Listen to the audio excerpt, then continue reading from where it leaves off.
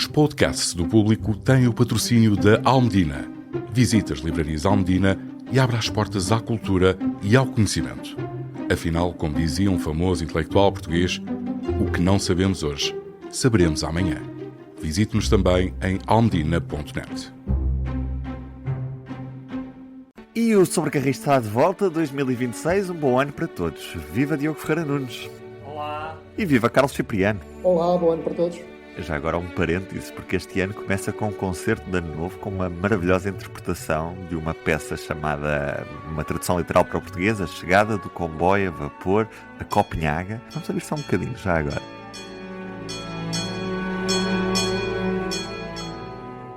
Temas do dia. Hoje vamos olhar para o chumbo pela APA da primeira fase de alta velocidade, isto por causa da alteração da estação de Gaia, as viagens fantasma no Intercidades e a CP que quer mudar a forma como reservamos as viagens através do Passo Ferroviário Nacional. Uma estação fantasma em Lisboa ao fim de semana. Olhamos também para o Sul, Évora Elvas e a Tarifa Zero. Uma reportagem do Diogo Ferreira Nunes que vale a pena ler. Já lá vamos. Para já, Diogo, começo contigo porque parece que há aqui um revés a esta primeira fase da alta velocidade que pode atrasar ainda mais o processo da chegada da alta velocidade a Portugal. Isto por causa da alteração prevista pelo consórcio da localização da estação de Gaia. A grande questão é, e agora, Diogo? E agora, o consórcio Avanorte, liderado pela Mota-Engil, refaz o projeto e apresenta novas garantias, cumprindo aquilo que tinha assinado em julho do ano passado no âmbito da parceria público-privada entre Porto e OIAN. Ou então, o mais provável é termos que começar todo o projeto do zero, porque este consórcio, em julho do ano passado, assinou um documento em que estava prevista que a estação de Gaia fosse em Santo Ovídio, uma estação subterrânea, e também no mesmo documento assinou que haveria uma ponte com 2 tabuleiros entre o Porto e Gaia. Mas o que é que o consórcio estudou ao longo de todo este período, durante 1 ano e meio? Ora, uma estação à superfície, não em Santo Ovídio, mas em Lamborim de Baixo, Vilar do Paraíso, Gaia, já ao pé da A1 e não propriamente numa localização mais central, e depois 2 pontes entre Porto e Gaia. Estes 2 elementos vão completamente vão em sentido contrário àquilo que tinha sido assinado e àquilo que tinha sido submetido na primeira avaliação junto da APA. Ora, a APA cumpriu a lei e cumpriu aquilo que já tinha dito na fase de avaliação, que é, ora, vocês assinaram um documento que propunha uma opção, mas aquilo que foi proposto agora não tem nada a ver. E depois afasta as alegações que o consórcio liderado pela Mota-Engil faz, como a questão da segurança, como a questão de isto ser uma verdadeira estação de comboios e não um alegado apiadeiro só com 2 linhas. E também mostra que há mais benefícios em construir apenas uma ponte com 2 tabuleiros em vez de 2 pontes. Até porque isso depois tem impactos nas ligações entre o Porto e Gaia. E foi por este conjunto de motivos, sobretudo, que a APA disse: não, isto assim como está não pode passar. E agora está tudo nas mãos do consórcio. E temos um ministro que se escuda na posição da APA e que diz que a decisão da APA é soberana. Vamos ver o que o consórcio vai fazer, mas é muito provável que isto signifique mais um atraso no projeto da alta velocidade. Carlos Cipriano, para que fique claro, na prática o consórcio tem mesmo de fazer a estação em Santo Ovídio ou ainda há aqui uma terceira via? É provável que haja uma terceira via, vamos lá ver.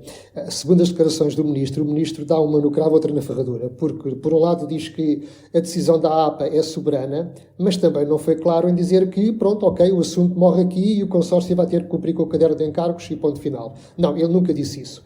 E, portanto, eu tenho algumas dúvidas em relação a este processo. Confesso que não sei qual vai ser o resultado, mas aparentemente temos quase como uma dicotomia ou uma tensão entre um consórcio privado e aquilo que é o Estado. A partir do Estado, sendo soberano, deveria dizer: não, este é o concurso que eu lancei, é isto que vocês vão fazer. Mas a Mota-Engil, o consórcio, desde o início que tem reagido a essa situação. E eu recordo que no próprio dia em que foi assinada a adjudicação para o consórcio avançar com este troço, O documento que o consórcio mandou para a CMVM falava em pontes, no plural, falava vagamente de uma estação em Gaia, sem dizer exatamente onde, e, portanto, sabe-se desde o início que a Mota-Engil está a trabalhar na solução que ela própria está a delinear e não naquela que está no caderno de encargos. Aliás, ainda não havia contrato assinado e já a Mota-Engil estava no terreno para tratar das expropriações e está também, tem estado também já muito terreno para tratar disso, como se tivesse já alguma certeza de que vai ser aquele traçado e aquela solução que vai ser efetivamente feita. E, portanto, eu não me surpreenderia que houvesse já aqui algum conluio, algum compromisso em que, de facto, vai ser essa a solução. Mas, repito, não sei se vai ser ou não. Agora, há boas razões, eventualmente, para que o consórcio insista tanto nisso. E uma delas pode ser a falta de maturidade do projeto apresentado pela IP para este primeiro troço da linha de alta velocidade. Provavelmente o consórcio, quando concorreu, não sabia o que é que tinha ainda pela frente, depara-se com um projeto com pouca maturidade e é obrigado a rever tudo aquilo e provavelmente saca este coelho da cartola, que é esta solução das duas pontes, uma linha mais à superfície do que em túnel e uma estação que não faz muito sentido fora do centro de Gaia.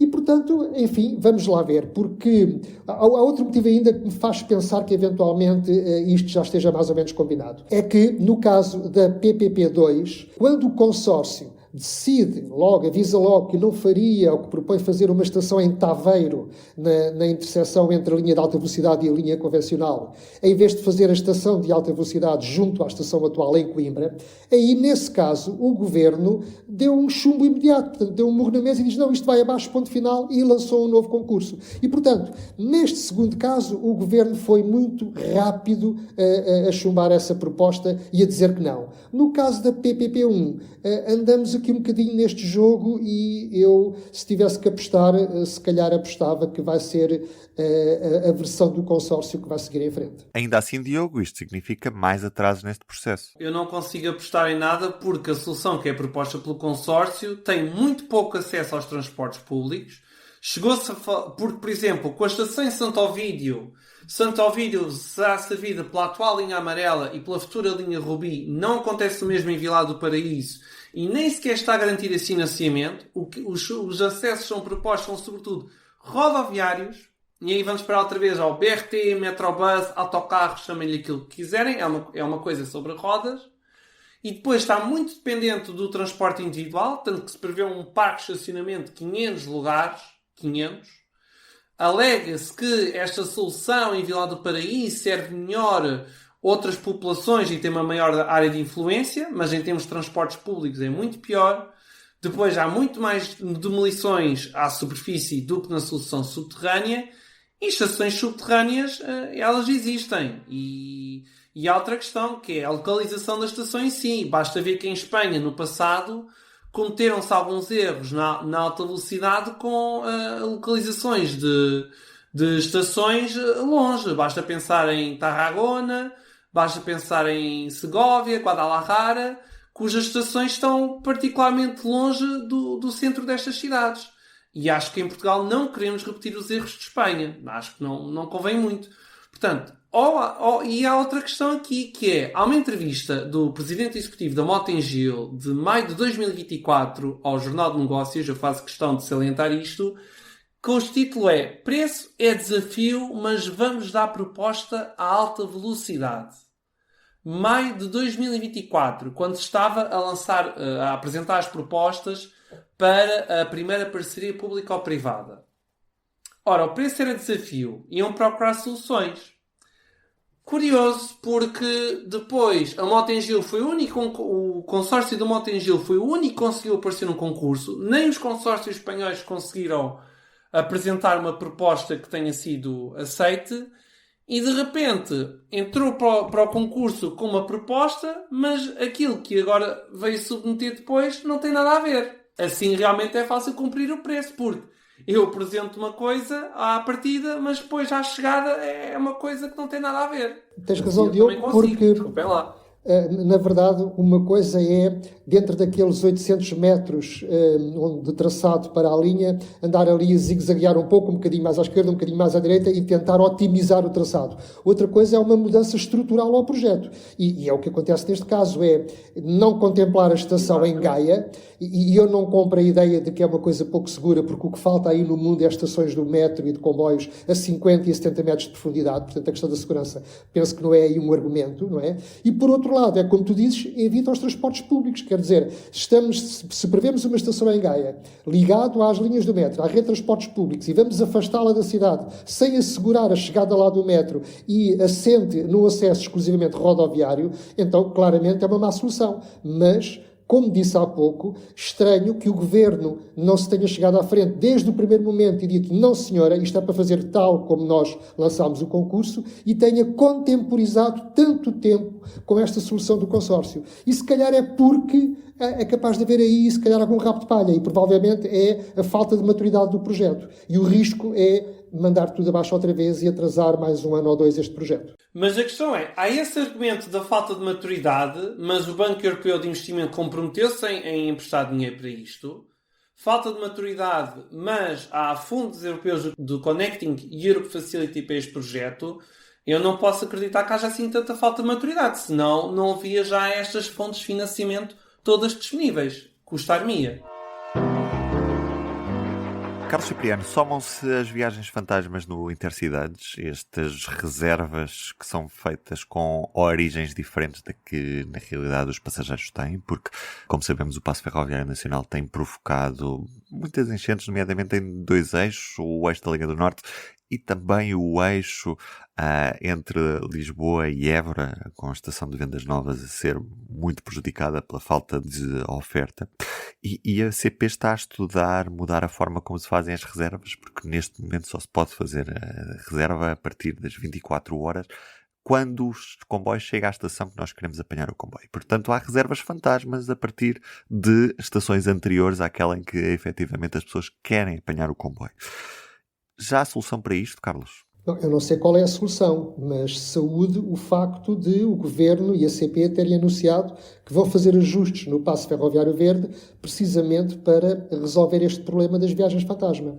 Mas isto é consequência do lançamento do passe de uma forma talvez pouco pensada, sem ter sido objeto de estudos de procura, sem se pensar muito nas consequências, e agora, passado um ano e tal, estamos a ver que, de facto, o Paço Ferroviário Verde, sendo uma boa medida, e eu não me canso de sublinhar o quão importante foi para uma fatia da população a descida no seu, aliás, o aumento do seu rendimento disponível pelo facto de passarem a pagar menos pelo passe, quando antes pagavam muito mais. Isso equivaleu para muita gente a um autêntico aumento de salário, a uma progressão na carreira enorme, porque de repente pessoas que pagavam 180, 200, 90 euros passaram a pagar 20 euros por mês. Mas, apesar dessa virtude, o Paço Ferroviário Verde é um bom exemplo de como não é uma boa solução facilitar a procura sem haver um reforço da oferta. E, portanto, há aqui eixos, claramente, que estão muito sobrecarregados e que levaram depois a estes problemas. Houve pessoas que habituaram-se a andar, voltaram para o comboio, porque, de facto, por 20 euros por mês é preferível para ir trabalhar nas relações pendulares, casa-trabalho ou casa-escola, irem de comboio, e antes não o faziam, mas, entretanto, os intercidades e muitos regionais ficaram cheios. E o problema particularmente grave no Intercidades, do qual o exemplo mais paradigmático é, de facto, o troço Vendas Novas Lisboa. Porque não deveria ser através do Intercidades que as pessoas deviam vir trabalhar ou vir para a escola. Obviamente, devia ser através do serviço regional ou intrarregional. Não havendo outra oferta, as pessoas têm que vir no Intercidades e têm que cumprir as regras, têm que reservar o lugar. Ora, não havendo carruagens suficientes, não havendo uma oferta reforçada para responder a esta procura, as pessoas que se habituaram a andar no comboio acabam, porquê? Por usar truques. E quais são esses truques? É para não estarem à espera do momento em que faltam 24 horas para o comboio passar na estação e fazer então a sua reserva, fazem as reservas na estação de origem do comboio ou em estações anteriores. E o que é que acontece? Acontecem as tais viagens fantasma, que é as pessoas reservam uma viagem maior do que aquela que vão fazer e no período anterior, a montante da viagem, os lugares vão vazios e impedem que outras pessoas utilizem o comboio. Ora, isto carece de resolução urgente e, portanto, eu saúdo esta medida que não sabemos qual é, mas pelo menos já é bom que a CP esteja a estudar esses tais ajustes para corrigir esta situação. Se bem que, volto a dizer, esta não é a solução definitiva. Isto é um remendo. O que é necessário é reforçar a oferta. E eu custa muito a crer que a CP já tenha chegado a um ponto em que não consegue introduzir mais uma carruagem no Intercidades de Évora, que neste momento só tem 2 carruagens de segunda para uma procura enorme de passageiros. Existe um grupo do WhatsApp de utentes de Vendas Novas, de Beja, de Vila Nova da Baronia, de Casa Branca, etc., que já vai em 360 pessoas, em que as pessoas fazem ali interajuda, portanto, comunicam as marcações que fazem, as desmarcações, os horários dos comboios, os atrasos, etc., e que é um grupo de grande utilidade para as pessoas e que lhes permite usar, dentro do possível, ali aquele serviço. Mas há também ali uma questão muito interessante, é que as pessoas até acabam por contar com a boa vontade de alguns revisores que deixam, por exemplo, passar um troço, por exemplo, Pinhal Novo, Vendas Novas, ou troços mais pequenos em que a pessoa não tem reserva de lugar, porque tendo o passo acabam por deixar passar. E depois acabam por falar nos revisores bonzinhos e nos menos bonzinhos. E, de facto, isto não pode acontecer. O que tem que haver ali é uma boa oferta. Tem que haver mais carruagens ou tem que haver ali um serviço regional em que as pessoas possam deslocar-se para Lisboa para trabalhar sem estarem sujeitos a este stress que é estar à espera daquele minuto em que vai fazer 24 horas que passa o comboio para poderem fazer a reserva. Isto aplica-se também, obviamente, à linha do Norte e também, sobretudo, aos fins de semana nos Intercidades para o Algarve. Portanto, estas medidas assim tomadas de rompante, mal pensadas, acabam por provocar estes problemas e, sendo os ajustes ao passo ferroviário verde bem-vindos, o que é necessário mesmo é reforçar a oferta, coisa que a CP está a ser incapaz de fazer, quer seja porque tem parte das suas carruagens de Intercidades encostadas nas oficinas sem conseguir repará-las ou mantê-las, seja porque tem carruagens arco inexplicavelmente estacionadas em Contomil e que não metem a rotação. Um stress acrescido todos os dias, 5 dias por semana, para muitos destes passageiros e alguns deles que acordam de madrugada ao domingo para conseguirem reservar o comboio de segunda-feira. Sim, porque senão não há alternativa. E às vezes até acontece, quem espera um Intercidades entre Lisboa e Évora é presenteado com o comboio regional. A única vantagem é que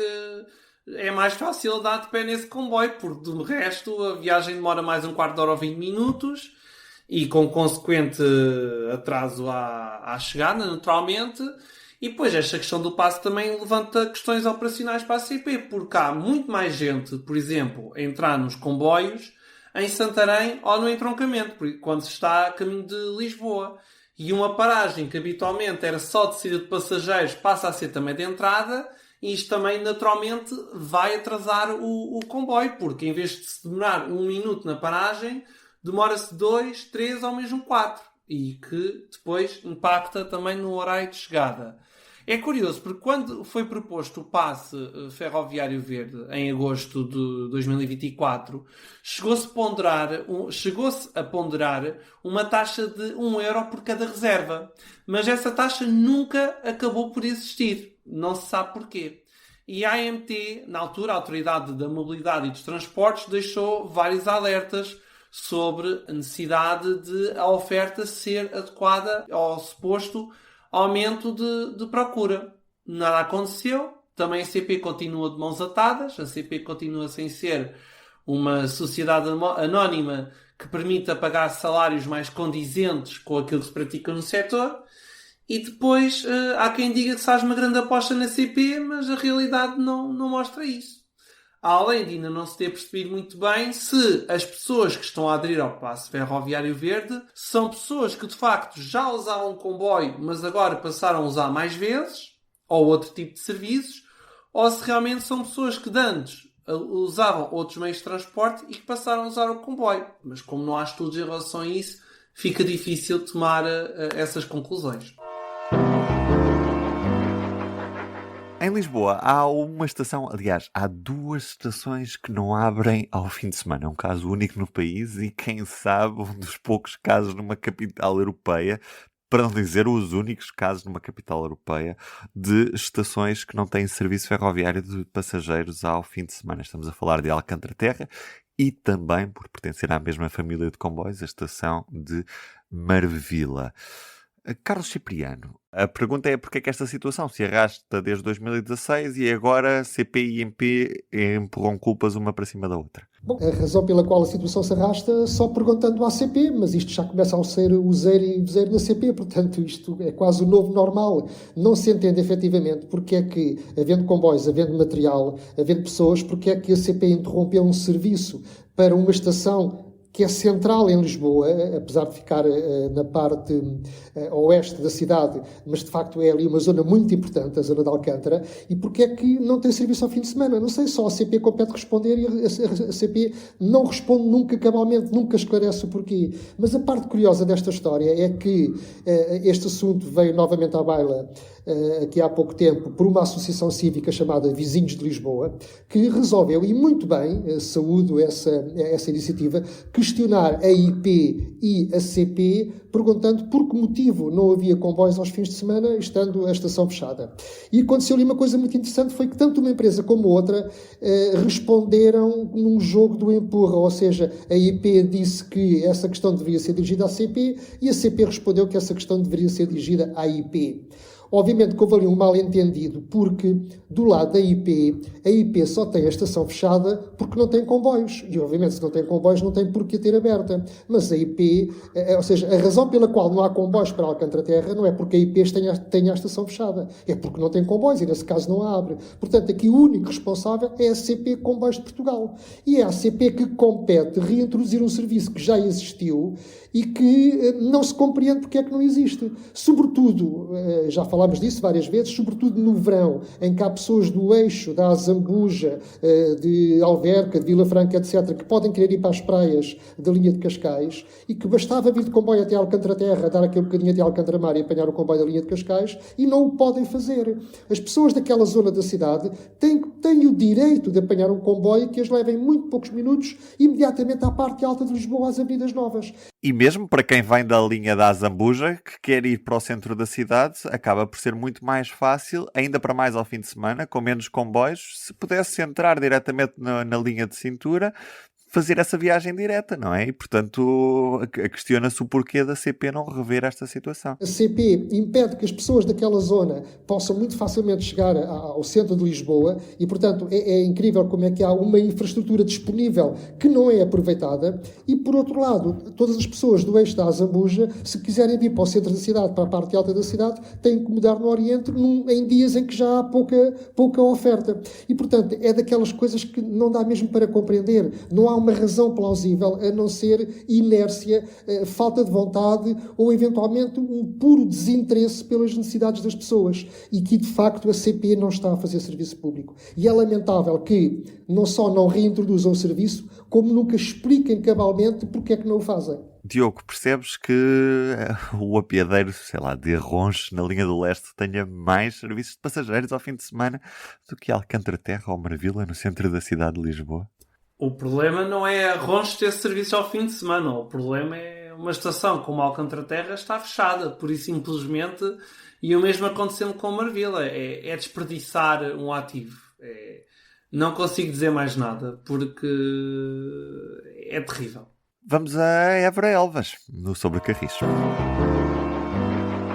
Diogo, o Ministro das Infraestruturas, Miguel Pinto Luz, visitou na semana passada as obras na linha de Évora Elvas, a maior obra ferroviária dos últimos 100 anos, e foi ver uma obra que já devia estar há muito inaugurada. Temos a via operacional, portanto, via catenárias estão concluídas. O que é que falta? Que percurso falta para não criar falsas expectativas? Temos mais um ano pela frente para a sinalização e para a certificação em termos de segurança. Portanto, não andarão aqui comboios seguramente no próximo ano, final deste ano, princípio do próximo ano, é quando teremos de facto comboios aqui a andar. Mais uma vez, o Ministro diz que o trabalho está a ser feito, que as certificações vão avançar, que a obra está concluída, mas na prática ainda falta bastante tempo para os comboios passarem neste troço de linha, Diogo. O problema não é neste momento o tempo que falta, porque um processo de certificação e homologação, ainda para mais uma linha completamente nova e que vai levar um novo sistema europeu, o ETCS, é fundamental. E depois também os equipamentos necessários de catenagem, sinalização, via. Esse não é o problema. O problema é o atraso na obra em si, na construção, porque estamos a falar de uma linha que já devia estar a funcionar há coisa de 6 anos e que ainda não acontece. Mas foi bom para mais uma inauguração, foi bom para mais um passeio na Alan VIP, aliás. É o segundo passeio da Alan VIP de Miguel Pinto de Luz em menos de um ano, porque o primeiro foi na linha da Beira Alta, em março do ano passado. Agora, janeiro deste ano, já temos mais um passeio da Alan VIP.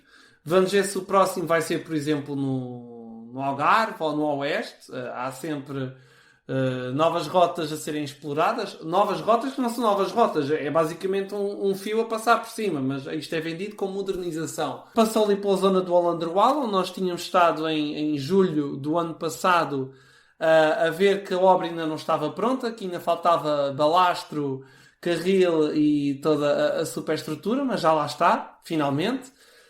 Ficamos à espera de apanhar uma viagem para podermos passar a 250 km por hora nesse troço e também ver alguns comboios de mercadorias a circular em via única. Esperemos é que a linha tenha utilização suficiente para, se calhar, daqui a poucos anos, se poder colocar a segunda via, porque já lá está o espaço dedicado e oxalá a linha seja suficientemente atrativa para que haja muitos comboios e não haja desperdícios de espaço. Carlos, o que é certo é que é mais uma obra do Ferrovia 2020 que continua a atrasar-se e isto deixa já muitas dúvidas sobre aquilo que será o processo em relação à alta velocidade. O Governo quer distinguir estes dois processos, mas o que é certo é que, mais uma vez, Portugal tem mau histórico no que toca a fazer obras ferroviárias, pelo menos nos últimos anos. E eu, pela segunda vez, compreendem o meu ceticismo quando, desde sempre, desde os últimos 5 anos no nosso podcast, eu mantenho sempre esta postura nada otimista em relação à alta velocidade e aos grandes projetos que aí vêm. Porque reparem numa coisa, as primeiras adjudicações desta linha Évora-Elvas, a maior obra ferroviária do século, foram feitas em 2015. E em 2016. Portanto, nós demorámos 10 anos a fazer uma linha de via única com 90 km. 10 anos para uma linha de 90 km em via única. E agora eu pergunto, quanto tempo demorará construir a TTT? Ou seja, um atravessamento de Chelas-Barreiro com 13 km, com um tabuleiro inferior com 4 vias ferroviárias, um tabuleiro superior com 6 faixas de rodagem rodoviárias, 3 por cada sentido. Vamos lá ver. E depois o prolongamento daí até ao Poceirão. Como isso tem carros metidos ao barulho, é capaz de ser um bocadinho mais rápido, não é? Como há um tabuleiro rodoviário. É que a Ponte Vasta Gama fez-se num instante. Foi em 3 ou 4 anos que se construiu a Ponte Vasta Gama. Portanto, nestes 10 anos em que nós demorámos a fazer uma linha de 90 km, houve uma década de ouro em que construímos não sei quantas centenas de quilómetros de autoestradas e de IPs e ICs e por aí afora. Parece que aí é tudo muito mais rápido. Provavelmente, se calhar, vamos ter a TTT a inaugurar primeiro com as faixas de rodagem rodoviárias do que propriamente com o tabuleiro ferroviário. Mas, enfim, é só para vocês perceberem porque é que eu me mostro tantas vezes tão cético em relação aos prazos anunciados para a linha de alta velocidade, que, enfim. Bom, mas em relação a esta visita de Pinto de Luz ao Alandroal, a esta linha Évora-Elvas, o Diogo sublinhou bem esta visita na Alan VIP, porque o problema está justamente aí, foi ter sido na Alan VIP. Porque esta visita deveria ter sido feita em tração elétrica. O que inicialmente deveria estar previsto era o governante fazer uma visita numa UTE, fazer ali uns quilómetros numa UTE, já com a subestação do Alandroal a funcionar, para mostrar que já havia energia elétrica ali, que havia já tração elétrica. Mas a IP não foi capaz de o fazer e, portanto, acabaram por fazer a visita na Alan VIP.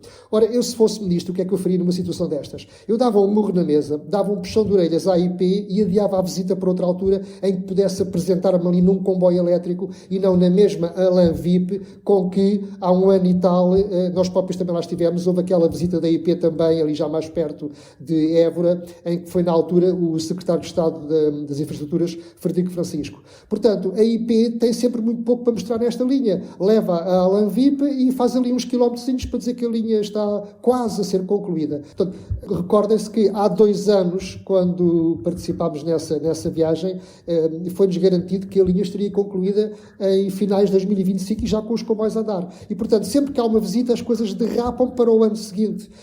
Mas esperemos que seja para 2026. Até lá é preciso ainda instalar a sinalização e as telecomunicações. Vai ser necessário que a IP ainda alugue um comboio de alta velocidade à Renfe para fazer testes na linha e, portanto, enfim, vamos lá ver quando é que vamos ter ali efetivamente serviço comercial. Sendo certo que nestes 10 anos não houve a capacidade por parte nem dos governos nem da IP em corrigir 2 erros muito grandes, em minha opinião, deste projeto. Um deles é a inexistência de um entreposto para mercadorias mais ou menos a meio da linha, na zona ali dos Mármores de Estremosa, Landroal, Vila Viçosa, onde se gera um tráfego imenso de caminhões para o transporte de pedra, precisamente para onde já há comboio, que é para os portos de Sines e de Setúbal, e por outro lado, não se ter corrigido aquele grave erro que é a estação de Elvas.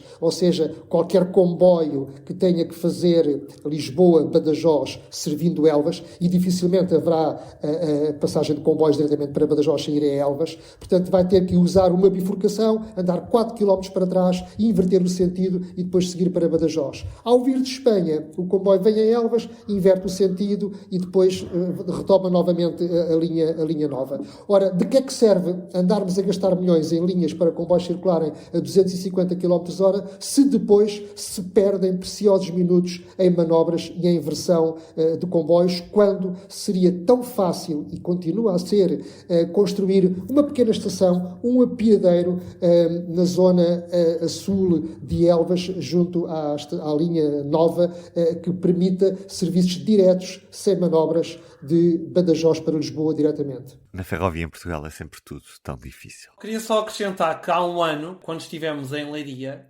o agora Secretário de Estado das Infraestruturas, Hugo Espírito Santo, disse, na altura, que até ao final do ano passado já haveria comboios a circular no Évora Elvas. Mas... Até António Costa prometeu na Cimeira Ibérica de Lanzarote, já nem eu tenho noção, para em 2023, de que no ano seguinte haveria comboios elétricos a circular na linha. Portanto, as promessas sucedem-se. E o que é certo é que entre Évora e Elvas ainda não há comboios a circular. Mas as administrações da IP continuam? A administração da IP é essa que já está em gestão há mais de um ano e que ainda não foi substituída. Talvez porque o governo não encontre ninguém para lá colocar. E terminamos este Sobre Carris com uma reportagem do Diogo a olhar para a realidade no Brasil da tarifa zero. Diogo, fala-se na gratuitidade de transportes públicos e o que é que tu descobriste a sul do Equador? A situação no Brasil é bem diferente do que acontece na Europa, porque no Brasil, quando se entra no transporte público, muitas vezes utiliza-se o princípio do utilizador-pagador. Ou seja, os preços são bem mais altos do que era suposto, porque as concessões, sobretudo rodoviárias, não são financiadas pelo Estado, e depois é o passageiro é que tem de pagar quase tudo. E muitas vezes o que acontece é que no Brasil paga-se por um mau serviço, porque há pouca frequência, há pouca oferta, os autocarros não têm boa qualidade, transporte ferroviário no Brasil é relativamente raro. O que existe sobretudo é em São Paulo, no Rio, e depois alguns elétricos de superfície ou linhas de metro de apenas uma linha e que não são dotadas de grande frequência, ou seja, um metro a passar de 8 em 8 ou 9 em 9 minutos, o que não é propriamente adequado aos padrões aqui da Europa.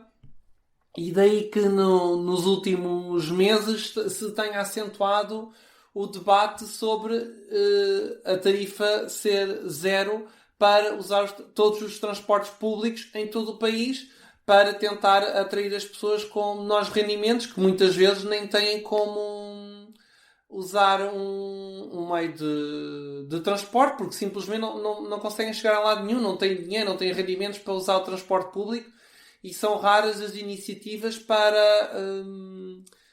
para ter passos subsidiados ou preços muito mais baixos, ao contrário do que acontece na Europa.